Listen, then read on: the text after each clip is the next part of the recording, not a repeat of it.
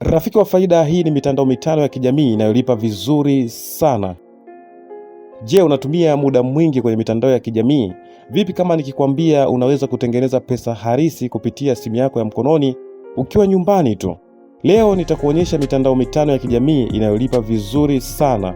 Na kama unahitaji kuanza kutengeneza content, basi unaweza kuanza na mitandao hii mitano ambayo nitakuelezea hapa.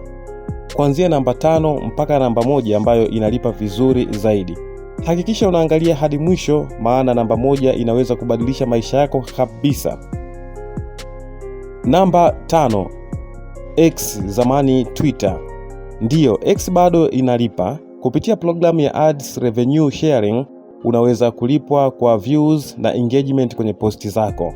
Jambo la msingi, unahitaji kuwa na followers wa kutosha, uwe na engagement kubwa, account iwe verified.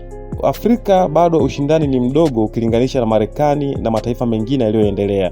Hivyo ni nafasi nzuri kuanza mapema kwa ajili ya kutengeneza kipato chako. Namba 4, Facebook. Facebook bado ni gold mine Afrika.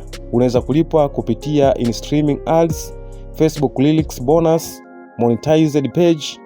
Kama una peji yenye followers wengi au unajua kutengeneza video za kuvutia, unaweza kupata mapato mazuri sana. Watu wengi Afrika wanatumia Facebook kila siku. Hili ni soko kubwa sana la kukuingizia pesa kwa sasa. Namba 3, TikTok. TikTok imebadilisha maisha ya vijana wengi barani Afrika. Njia za kulipwa kupitia mtandao huu ni Creator Fund, TikTok Live Gift pamoja na brand deals. Ukijenga audience kubwa, makampuni yatakuja kukulipa kutangaza bidhaa zao. TikTok inalipa haraka kama content zako zitaenda viral zaidi. Namba 2, Instagram. Instagram inalipa sana kupitia brand partnership, affiliate marketing, Reels bonus. Kama unapenda fashion, teknolojia au lifestyle, Instagram inaweza kuwa chanzo kikubwa cha mapato yako.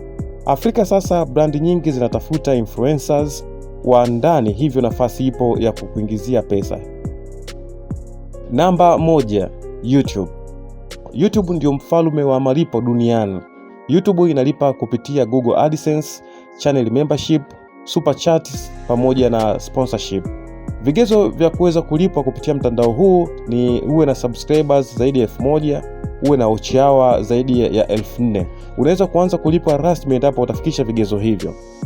Faida kubwa ya mtandao wa YouTube ni kwamba video zako zinaweza kuendelea kukuingizia pesa kwa miaka mingi zaidi. Ndio maana creators wengi zaidi duniani wanahamia YouTube kwa kutengeneza pesa zaidi. Sasa kazi ni kwako kuchagua mtandao unaotaka kwa ajili ya kuanza kutengeneza pesa. Je, wewe utaanza na mtandao upi kati ya hii mitano? Andika kwenye comment hapo na usahau kusubscribe pamoja na kushare. Hii ni Poa Tech. Tukutane kwenye video inayofuata.